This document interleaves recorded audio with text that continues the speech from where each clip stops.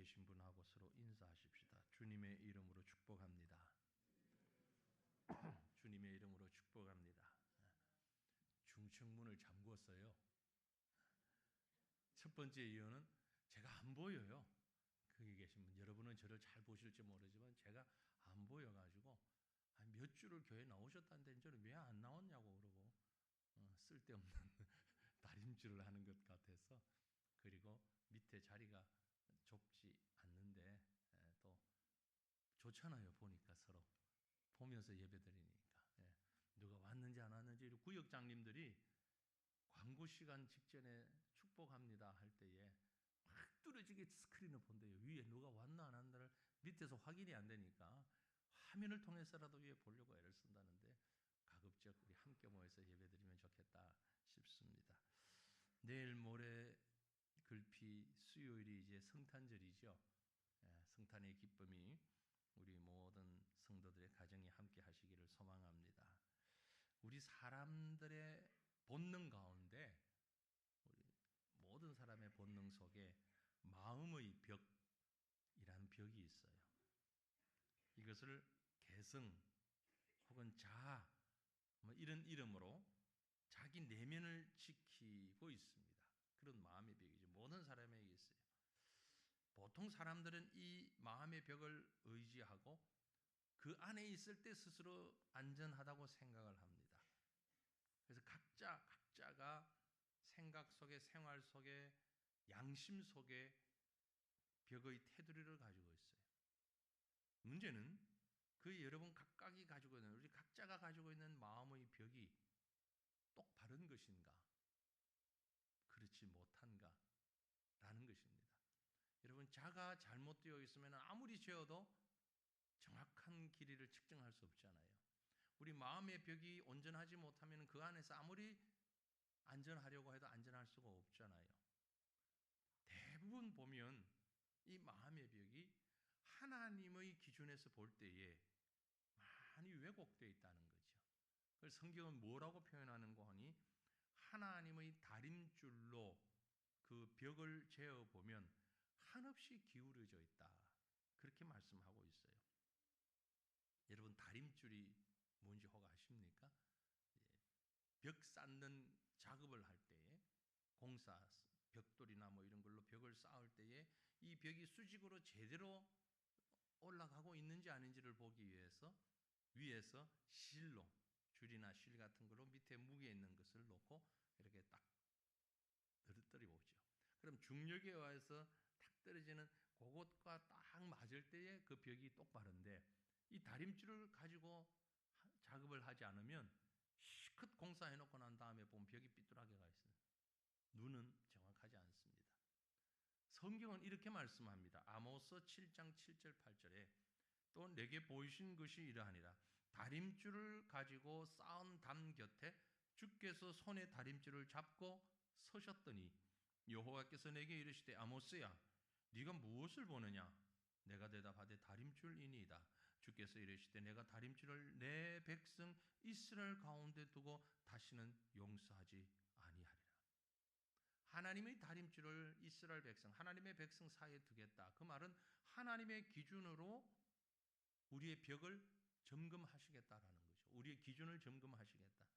혹시 삐뚤어진 마음이 있다면 사탄 마귀에게 나도 모르게 넘어가서 나는 바른 줄 알고 있는데 사실은 잘못된 이런 것을 보게 되면 하나님께서 심판하시겠다라는 겁니다. 사람들은요, 안전하다고 많이 생각하지만 사실 안전하지 않습니다. 우리가 많은 경우에 그것이 정치건 경제건 혹은 가정이건 사랑이건 무엇이든지 간에 우리가 안전하다고 생각하는 그것이 늘 안전하냐? 그렇지 않다는 걸 여러분 꼭 기억하셔야 됩니다. 동일한 아모스서를 한 곳 더 보는데요. 아모스 5장 19절을 보면 이런 말씀이 있어요. 마치 사람이 사자를 피하다가 곰을 만나거나 혹은 집에 들어가서 손을 벽에 대었다가 뱀에게 물림 같다. 무슨 말씀인지 이해가 되십니까? 밖에서 사자를 만났어요. 막 도망가다가 곰을 만났어요. 막 걸음 하나 살려라 가다가 자기 집에 마치면서 탁 들어서 문 딱 닫고 어휴 하고 벽에 손을 짚었는데 그 벽에서 뱀이 와서 문다.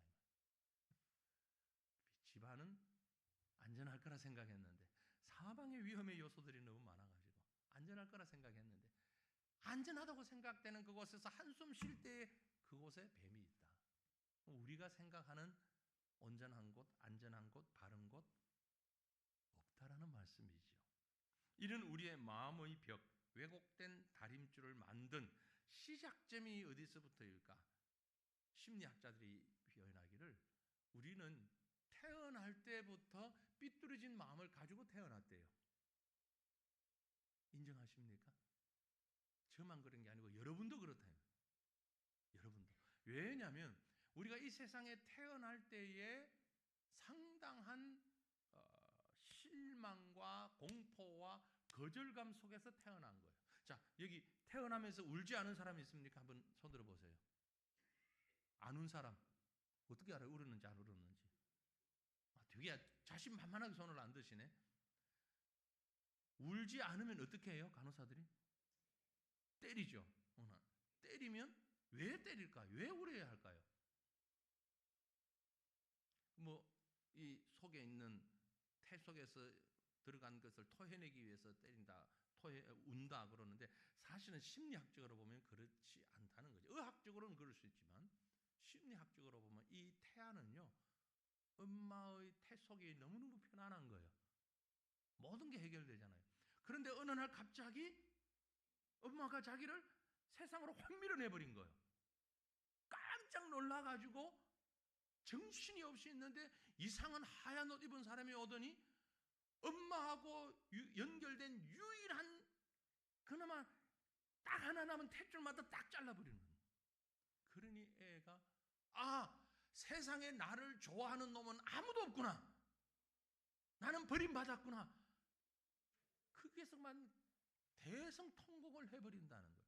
의학적으로는 그게 유리하다 하지만 심리적으로는 그래서 태아가 태어나면서 가지는 첫 번째 감정이 뭐냐면 거절감이에요. 거절감. 엄마가 나를 내버렸고 주변의 사람들조차 나를 도와주지 않는다. 물론 그게 도와주는 일이지만 본인이 생각할 때 태아 본인이 심리적으로 느끼는 것이 그런 거절감을 가지고 세상에 태어난 저와 여러분, 결국 우리는 태어나면서부터 모든 자들이 가지고 있는 상처가 하나 있는데 거절의 상처 다 가지고 있는 거예요. 다 가지고 있어요. 이렇게 사람들은 태어나면서부터 다른 사람에게 타인에게 거절을 당하면서 태어난 것을 스스로 깨닫지도 못하는 사이에 스스로 자기도 남을 거절하는 삶을 살기 마련인 것입니다. 그래서 내게 다가오는 것이 복인지 환지 분별하기 전에 일단 경계부터 하는 거죠. 여러분 누군가를 거절해 보셨나요? 그런데 다른 건 다 거절해야 되는데 다른 사람은 거절해야 되는데 이분만큼은 거절하지 마세요. 누굴까요? 예수님입니다. 예수님이 우리에게 다가올 때에 결코 거절하지 마시기를 바랍니다. 그분은 하늘나라에서 우리를 찾아오셨습니다. 우리의 죄의 문제를 해결하기 위해서 오셨습니다. 우리를 하나님의 자녀로 만드시기 위해서 오신 분이 바로 예수 그리스도이십니다. 그런데 유감스럽게도 많은 사람들이 이 예수 그리스도를 거절했어요. 자기가 가지고 있는 마음의 벽에 단단히 쌓아놓고서 들어오지 못하도록 했습니다. 못 들어옵니다. 당신이 누군지 내가 어떻게 압니까? 예수를 믿어야 사는지 안 사는지 어떻게 내가 압니까? 꼭 예수를 믿어야만 됩니까? 예수 믿지 않아도 나는 편안하게 잘 살고 있습니다. 자기 나름대로의 벽을 쌓아놓고 예수님을 거절하고 있는 거죠. 주님께서 분명히 우리를 위해서 이 땅에 오셨는데 그래서 답답한 주님의 마음이 표현됩니다. 계시록 3장 20절에 볼지어다 내가 문 밖에 서서 두드리노니 우리 마음의 문 바깥에 서서 두드리노니 누구든지 내 음성을 듣고 문을 열면 내가 그에게로 들어가 그와 더불어 먹고 그는 나와 더불어 먹으리라. 이 말씀이 누구에게 주신 말씀이죠? 요한계시록 3장이면은 거기에 기록된 한 교회가 있습니다. 여러 교회, 초대 7교회가 있는데 그 중에 라오디게아 교회를 향해서 하신 말씀이에요. 라오디게아 교회가 어떤 교회였는가 하면 차지도 덥지도 않고 미지근뜨뜻 세상 맛없는, 그래서 주님께서 이 라오디게아 교회를 향하여서 차지도 뜨겁지도 않으면 입에서 토하여 버리겠다고 말씀하신 바로 그들을 향해서 하신 말씀입니다. 거절당하신 주님께서 그 누구든지 거절의 벽을 허물고 주님을 맞아들이면 그와 함께 하시겠다라는 은혜의 음성을 말씀하고 계신 것입니다. 바로 그 주님께서 지금 우리 앞에 계십니다.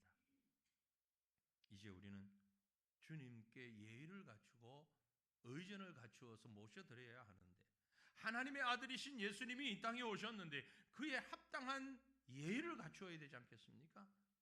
근데 사람들은 오히려 거절했습니다.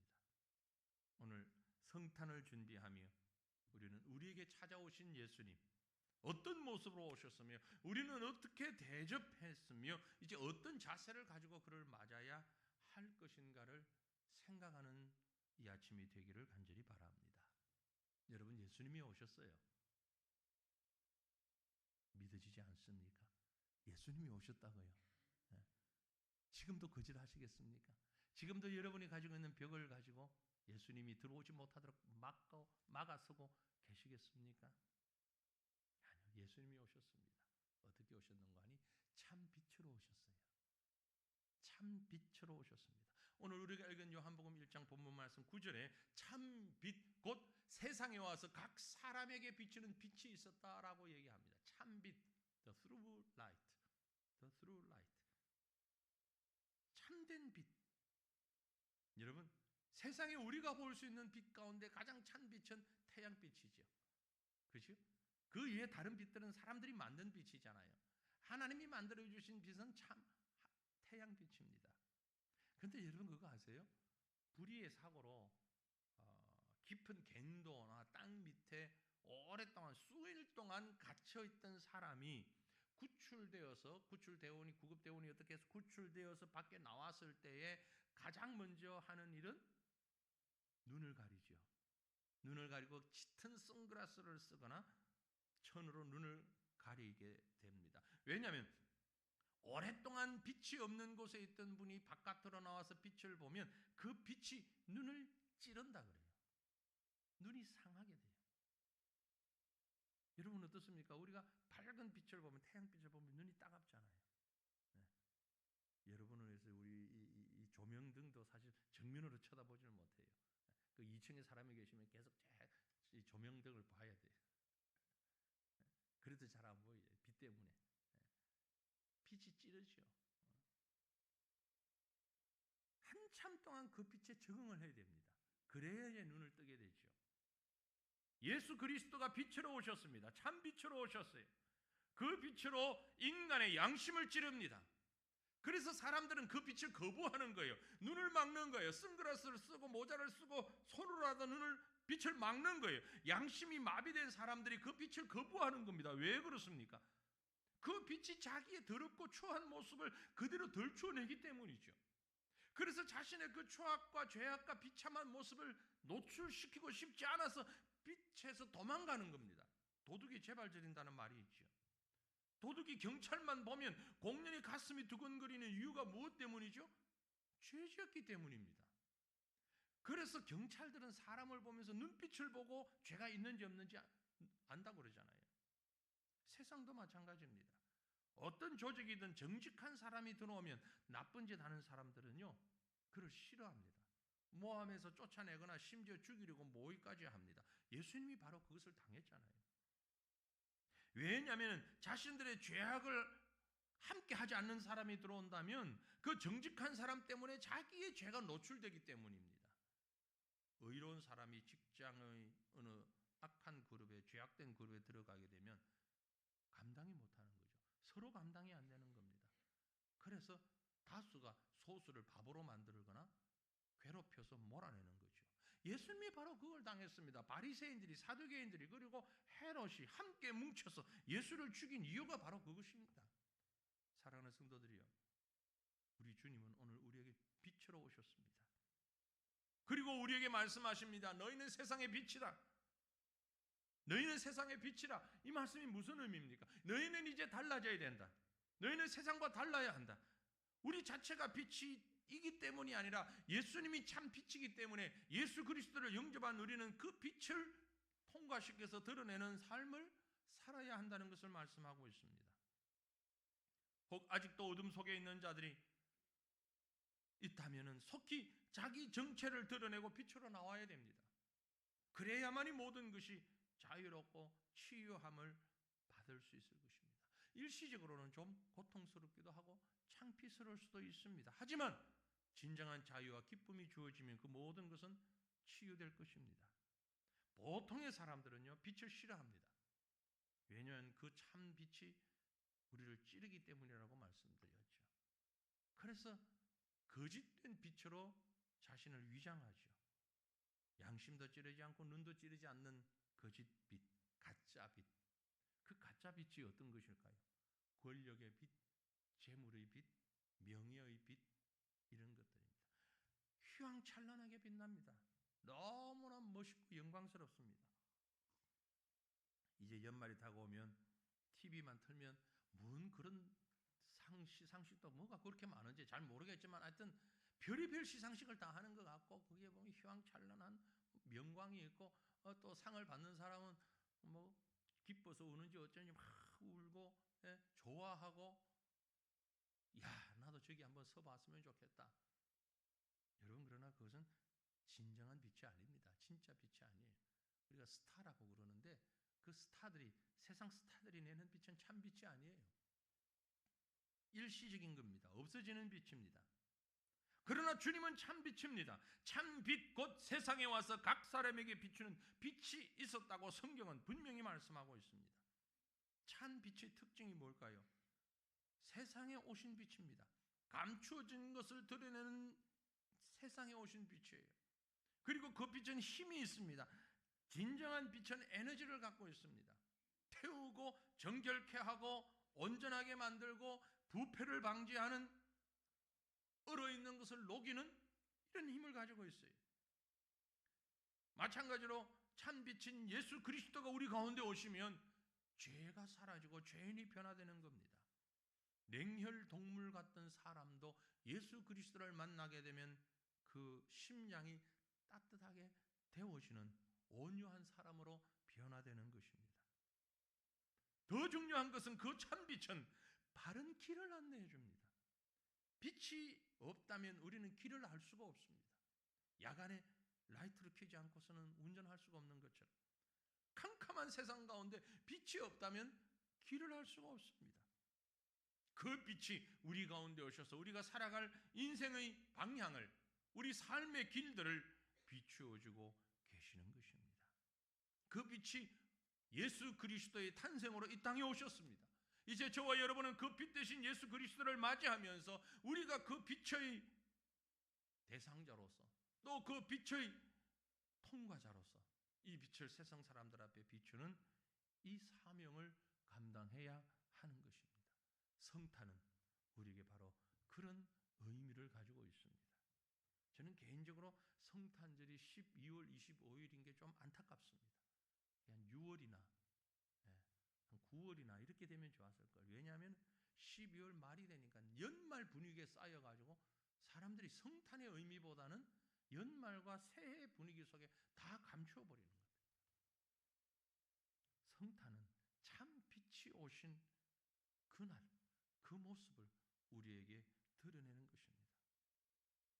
구원은 온 인류에게 주는 보편적인 은혜가 아니라 선택된 사람들에게 주는 특별한 은혜입니다. 이 은혜의 빛을 비춤 받은 저와 여러분, 우리 주님의 탄생을 기뻐하며 감사하며 찬양하는 이 성탄의 절기가 되시기를 주님의 이름으로 축원합니다. 빛이신 주님이 이렇게 오셨는데 중요한 것은 하지만 사람들은 그 빛 되신 예수님을 거절했다는 데 문제가 있습니다. 하나님을 거부하고 예수를 믿지 않는 사람의 특징 세 가지. 혼란입니다. 극도의 혼돈과 혼란입니다. 그리고 허무합니다. 결국은 아무것도 남지 않아요. 그래서 방황입니다. 어둠 가운데 방황하는 거죠. 빛이 없기 때문이죠. 그러나 빛 대신 주님이 나타나시는 순간 모든 혼돈과 허무와 어둠을 다 물리치고 오늘 보면 10절 11절에 말씀합니다. 그가 세상에 계셨으며 세상은 그로 말미암아 지은 바 되었으되 세상이 그를 알지 못하였고 자기 땅에 오매 자기 백성이 영접하지 아니하였으며. 자기 땅에 오셨는데 자기 백성이 영접하지 않았어요. 왜요? 알아보질 못했습니다. 그래서 그를 영접하지 않았고 거절했습니다. 예수님을 영접하지 못한 거절한 까닭은 예수님이 엉터리이기 때문이 아닙니다. 사람들이 죄로 말미암아 양심이 마비되었고 인격이 파괴되었고 혼란과 혼동 속에서 어둠 속에서 예수님을 알아보지 못했기 때문입니다. 사람들은요, 예수님의 탄생을 거절할 뿐만이 아니라 그를 죽이려고 했습니다. 그래서 그는 태어날 때 외양간에서 태어났고 애굽으로 피신해야만 했습니다. 그러다가 결국에는 가장 수치스럽다고 생각하는 십자가에서 죽임당하고 말았습니다. 환영하고 영접해야 할 그분을, 무릎을 꿇고 두 손을 들고 경배해야 할 그분을 인간들은 죄의 속성 그대로 거절해버리고 죽임까지 주고 말았습니다. 왜 그랬을까요? 사람들이 예수님을 알아차리지 못했을 뿐만이 아니라 영접하지도 않았습니다. 마치 집주인이 왔는데 새던 사람이 집주인을 몰아내버린 겁니다. 여긴 내 집이요 라고 몰아낸 겁니다. 나를 창조하신 주님이 자기 땅에 오셨는데 사람들은 그분을 내쫓고 오히려 죽였습니다. 이유는요, 나와 다르다는 것 때문에, 참 빛이기 때문에, 무엇이 선이며 무엇이 악인지 생각도 하지 않고 나하고 다르니까 거절해버린 겁니다. 거부해버린 겁니다. 죄인들이 엄청난 거절의 상처를 하나님께 입히고 만 것입니다. 그래서 우리는요, 저를 포함한 우리 모두는 거절에서는 누구보다도 뛰어난 사람입니다. 여러분, 곰곰이 한번 돌아보십시오. 사람들은요, 나를 포함한 우리 모든 사람들은요, 상처받을 때는 IQ가 높아집니다. 상처를 줄 때는 한없이 IQ가 낮아져요. 인정하십니까? 인정 안 하십니까? 여러분이 다른 사람으로부터 상처받은 것은 그 사람의 말, 눈빛, 안색, 토시 하나 틀리지 않고 다 기억합니다.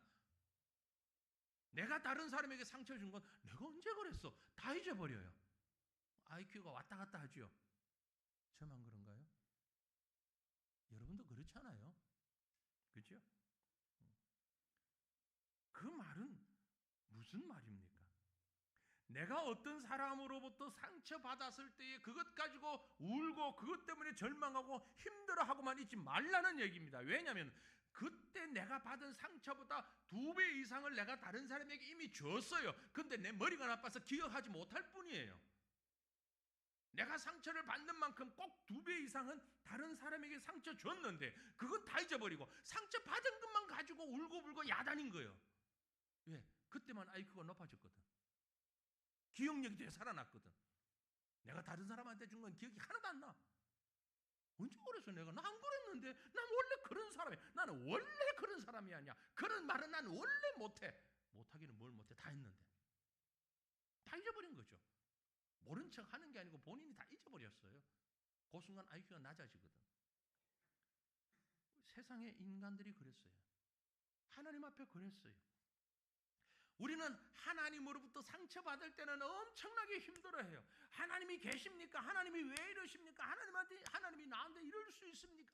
그런데 하나님을 부인하고 거절하고 하나님을 모른 척할 때는 순식간에 아주 스무스하게 하고서는 잊어버려. 내가 언제 그랬니? 아니 베드로나 부인했지 내가 언제 부인했냐고. 가룟 유다나 예수님 팔았지 내가 언제 예수님을 팔았냐고. 안 한 게 아니고 그 순간 IQ가 낮아져서 다 잊어버린 것 뿐이에요. 여러분 그걸 기억하자는 얘기입니다. 지금 이 순간 우리가 주님을 거절해도 사람들은 주님을 거절해도 주님은 우리를 거절하지 않으셨습니다. 그래서 2000년이 지난 지금도 우리는 예수 그리스도의 탄생을 기억하고 있는 것입니다. 인간의 기억력이라면 이거 다 없어져야 하는 겁니다. 인류의 죄악이라면 예수 그리스도의 탄생에 대한 역사나 사건 자체는 싹 없어질 수도 있는 겁니다. 아주 악한 왕이 자기의 악정 베푼 것을 싹 역사 속에서 지워버렸듯이 사람들은 십자가 사건을 사람의 능력으로 싹 지워버릴 수도 있었는데 하나님이 못 지우게 만들었습니다. 왜냐하면 지금도 하나님은 우리를 거절하지 아니하고 우리를 찾아오시기 때문입니다. 이것이 은혜요. 이것이 사랑이요. 하나님은 우리를 지금도 환영하십니다. 우리는 하나님을 거절했지만 하나님은 우리를 거절하지 아니하십니다. 사랑하는 성도들이요, 하나님 앞에 모든 걸 내어놓으시기를 바랍니다. 예수님 앞에 나와서 예수님을 경배한다는 것은, 동방박사들이 드린 그 예물을 바친다는 것은 우리의 심령을 드린다는 것을 말합니다.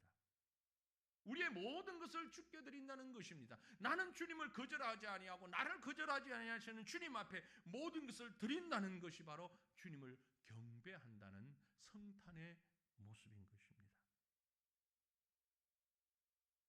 사랑하는 성도들이여, 저와 여러분이 이렇게 주님 앞에 온전히 모든 것을 드릴 수 있는, 주님을 환영하는 믿음의 사람 되시기를 간절히 바랍니다.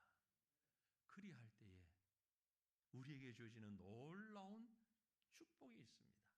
주님은 이 땅에 오실 때 놀라운 복을 가지고 오셨어요.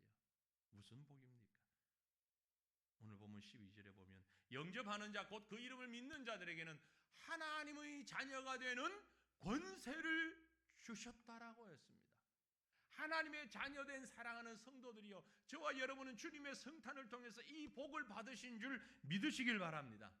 하나님이 주신 선물입니다. 축복입니다. 성탄 선물 다른 것 기대하셨나요? 다른 어떤 것 선물이 좋은 선물입니까? 어떤 것보다, 이것보다 더 귀한 선물 없습니다. 우리 주님은 매년 우리의 심령 가운데 이 크리스마스 선물을 주십니다. 영접하는 자 곧 그 이름을 믿는 자들에게는 하나님의 자녀가 되는 귀한 선물 보따리를 우리에게 주셨음을 믿으시길 바랍니다. 여러분, 세상에서 받는 복 중에 가장 큰 복, 그 어떤 복보다도 하나님의 자녀가 되는 복, 어마어마하잖아요. 나의 소속, 위치, 신분, 환경 완전히 달라집니다. 북한에 살던 사람이 탈북하면 상황도 달라지고 환경도 달라지고 소속도 달라져서 대한민국 주민등록증 받고 좀 살다 보면 말씨도 달라지고 문화와 법과 질서 다 달라집니다. 오늘 저와 여러분은 하나님의 자녀가 되는 복을 받았기 때문에 우리의 미래는 하나님과 함께 가는 시간이 되는 것입니다. 지금까지 살아왔던 시간, 지금까지 살아왔던 환경, 그것과는 완전히 다른 삶의 모습이 나타나는 것입니다.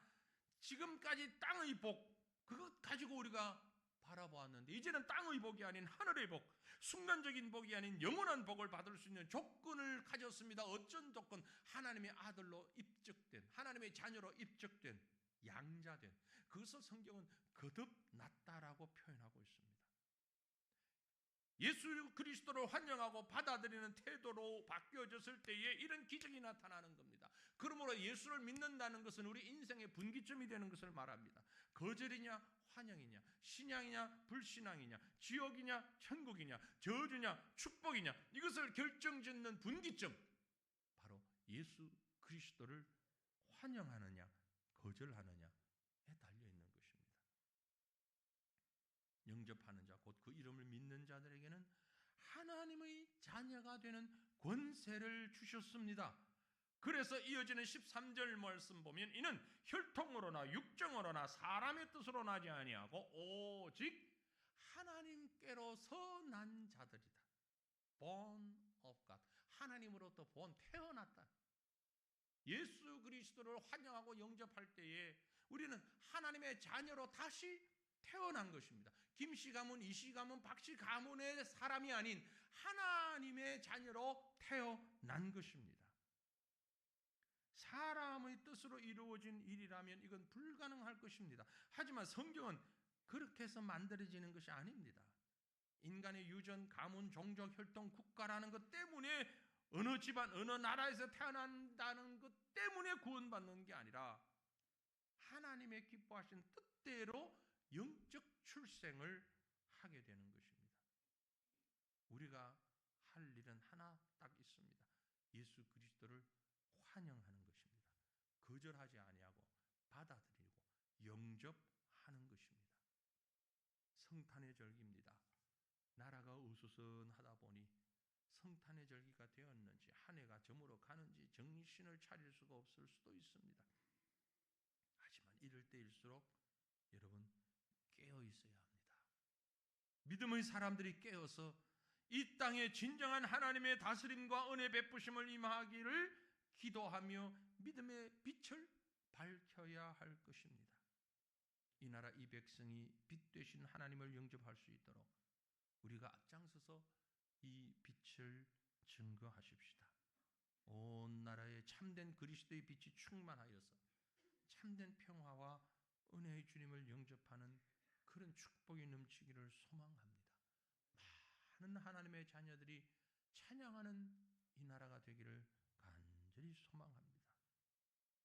사랑하는 성도들이여, 저와 여러분이 먼저 하나님의 자녀의 특권을 받았습니다.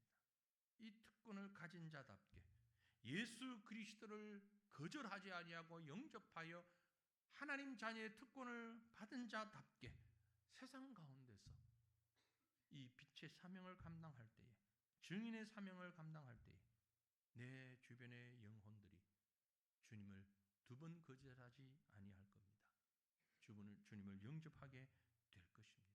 모든 사람들이 주님을 영접하며 하나님의 기쁘심을 드러낼 수 있는 참 복된 성탄, 이 성탄의 절기가 될 수 있기를 우리 주님의 이름으로 축원합니다. 함께 기도하기를 원합니다. 이 시간 기도할 때에 특별히 여러분